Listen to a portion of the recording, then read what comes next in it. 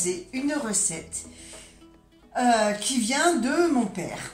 Mon père était d'origine de la Franche-Comté.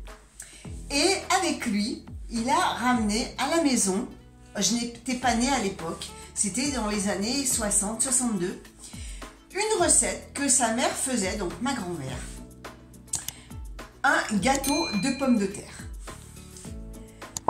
Alors, pour réaliser cette recette, il avait acheté une petite coquelle que j'ai toujours en fonte. Celle-là, elle est d'origine, c'est mon père qui l'avait achetée. Et c'est là-dedans que je vais vous proposer cette recette. Une chose, si vous n'avez pas de coquelle en fonte comme celle-là, je vous suggère de prendre un plat, enfin une casserole à fond épais, à triple fond si c'est possible, c'est essentiel. Autre chose, la recette initiale, on utilise du gruyère râpé. Là, je vais faire une petite variante.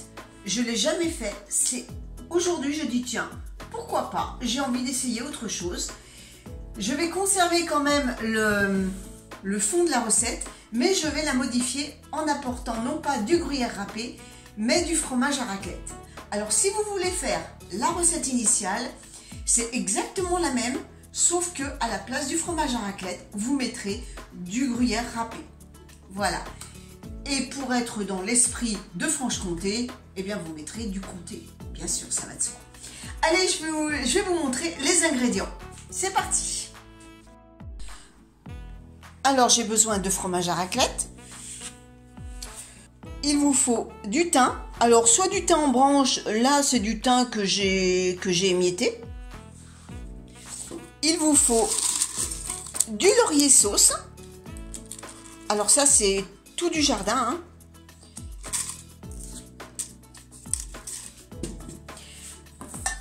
Donc bien sûr, la fameuse petite coquelle et des pommes de terre. Alors celle-là, elle commençait à germer, donc je me suis dit aujourd'hui, je vais faire ce gâteau aux pommes de terre. Et ensuite, eh bien, il vous faut du sel et du poivre et de l'huile. Alors au choix, huile de tournesol ou huile d'olive. Alors déjà, je vais tapisser avec un peu d'huile le fond et les parois de la cocotte. Donc, je fais glisser comme ça l'huile à l'intérieur. Mais vous pouvez très bien prendre également un pinceau. C'est plus simple. Moi, je sais que ma mère, elle faisait comme ça couler l'huile sur les parois. Mais avec un pinceau, ça va aussi bien.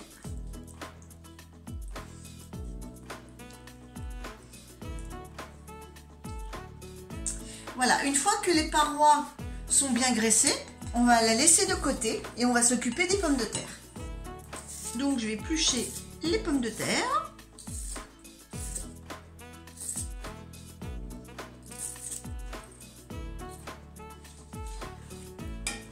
Alors, excusez-moi, c'est l'inverse que je veux faire.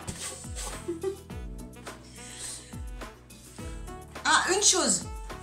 Les pommes de terre, je les avais déjà lavées avec la peau.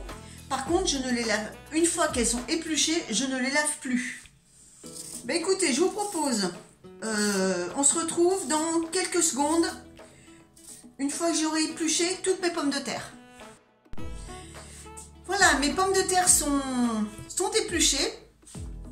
Maintenant, eh bien, je vais prendre ma coquelle et je vais commencer à couper mes pommes de terre. Alors, en tranches, ni trop fines, ni trop épaisses. Bon, faut pas que ça soit des pavés non plus, hein. Mais je les coupe directement dans la coquelle de façon à tapisser le fond. Alors, vous voyez à peu près, hein, ce genre de rondelles, hein. S'il y en a qui sont un peu plus épaisses, ce n'est pas grave. Hop, vous tapissez bien le fond. Voilà. Alors vous amusez pas à les ranger comme un gratin dauphinois, hein. Vous les superposez un peu. Une fois que vous avez tapissé le fond, vous mettez un petit peu de sel, un petit peu de poivre,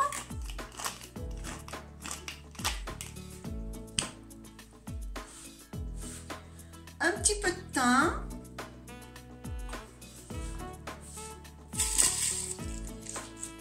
deux feuilles de laurier et le fromage. Alors là, ça sera du fromage à raclette.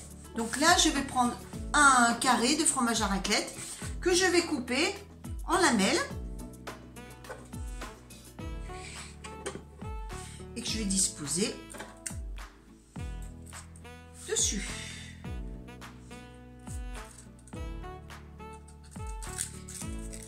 Une fois que vous avez mis le fromage, eh bien vous recommencez. Vous prenez une pomme de terre et vous recoupez des rondelles pour retapisser un étage. Et vous faites comme ça jusqu'à épuisement des stocks. Avec entre chaque couche de pommes de terre, vous remettez du sel, du poivre, du thym et une couche de fromage. Et rebelote, vous recommencez jusqu'à épuisement des stocks. Écoutez, on se retrouve une fois que j'ai tout terminé. Donc voilà, j'ai rempli ma cocotte. Alors maintenant, je vais terminer par une couche de thym, une couche de gruyère ou de raclette et de laurier. Mais avant, je vais tasser, bien tasser. C'est important. C'est ce qui va permettre de faire un joli gâteau bien serré. Donc n'hésitez pas, alors j'ai les mains propres, hein. Vous tassez bien, vous voyez, ça a déjà réduit un peu.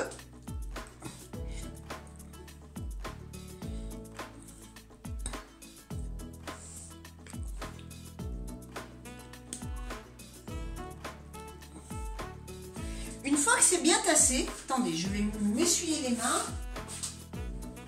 Une fois que c'est bien tassé, je remets un petit peu de thym.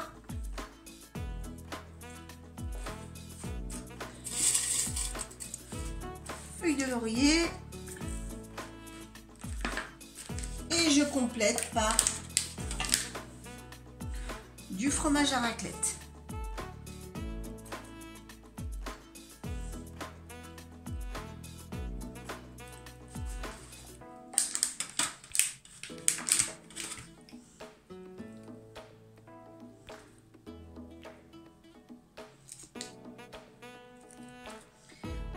Je vais arroser d'une cuillère à soupe d'huile d'olive.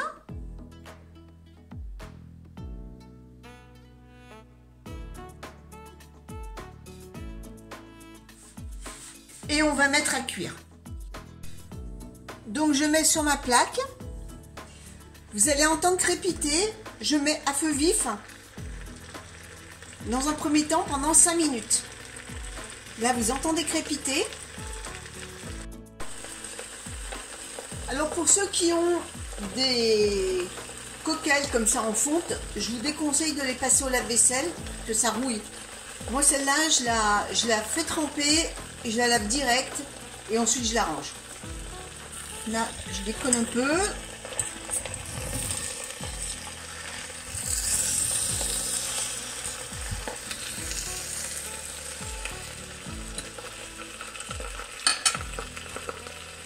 Donc vous laissez cuire à feu vif pendant 5 minutes. Voilà, ça fait 5 minutes que ça cuit à feu vif. Maintenant, je vais couvrir, baisser le feu, de façon à ce que ça mijote. Et je vais laisser cuire pendant 30 minutes. Alors de temps en temps, je viendrai soulever avec la fourchette, comme ce que j'ai fait là devant vous. Et puis voilà, après on va attendre que ça cuise. Allez, on se retrouve pour le résultat final.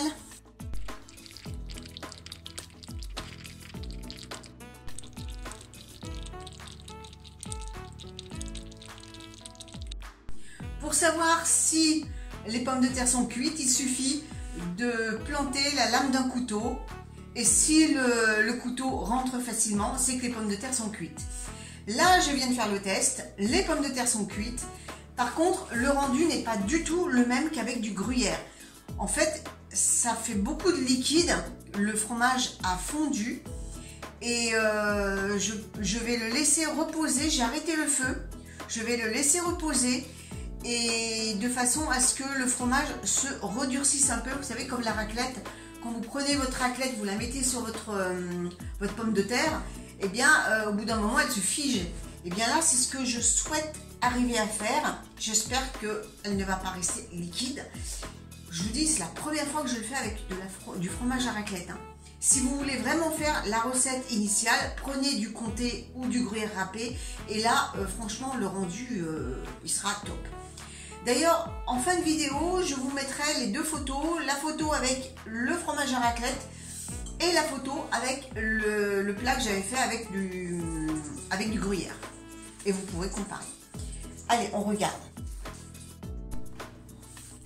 Bon, alors maintenant que ça a reposé un peu, le but, c'est de renverser tout ça dans l'assiette de façon à avoir le gratiné dessous. Donc, il suffit de poser une assiette comme ceci et de le renverser. Alors, je ne vais pas vous le faire en vidéo parce que j'ai besoin de mes deux mains.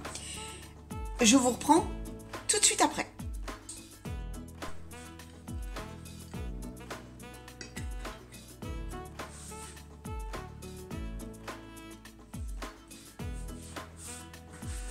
Donc voilà, normalement il se tient bien, mais je pense que c'est dû au fromage à raclette qui s'évase un peu.